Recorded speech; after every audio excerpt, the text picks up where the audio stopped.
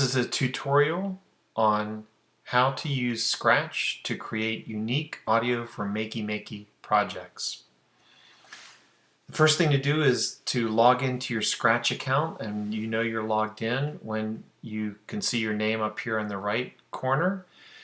And you're going to then click on the Create tab to the left, and your work screen will appear.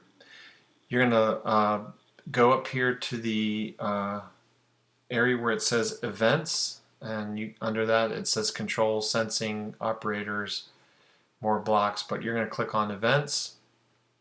Going to select the second item down that says When Space Key Pressed. Just going to click and drag it and move it in anywhere into this space. I'll put it right here. Then you're going to go back over here and click on Sound. You'll notice the colors change. You're going to select this first item which says Play Sound Meow.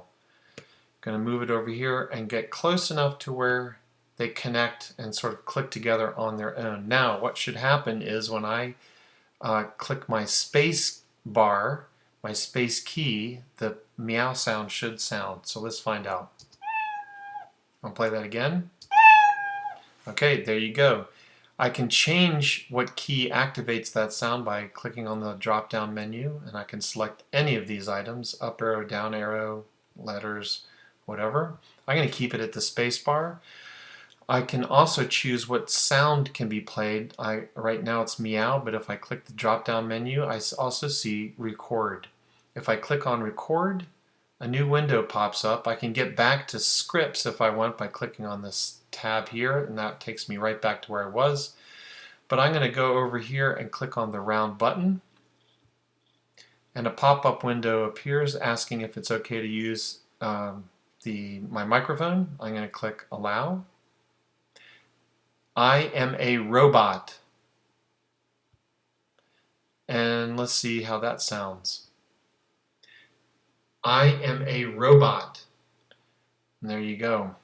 Now I can edit this by clicking in this area here and dragging, for example, and I can click on the edit drop down and click delete for that part that was highlighted, the lead in that was silent, and I can delete the lead out here and delete that. I can even highlight the sound and then copy that. Click over here into the workspace area. And let's see here. Now I'm going to click on the paste. Now I have this sound.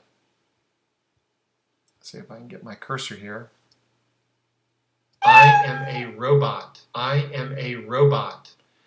Okay, there we go. Now I'm going to go back to my scripts area, and I'm going to change the sound that is currently listed as meow to recording 1. And now when I hit the space bar, I am a robot. I am a robot. And there you go.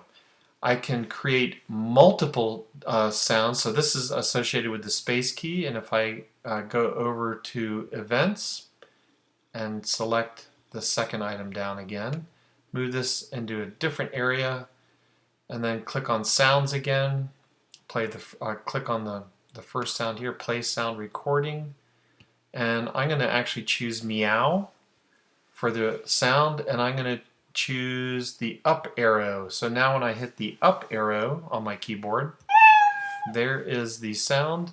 If I want to play the recording I made, I can hit the space bar. I am a robot. I am a robot.